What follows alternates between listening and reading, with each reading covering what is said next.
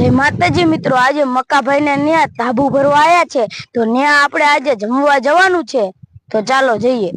Finally મિત્રો આપણે રસ્તે ચડી ગયા છીએ।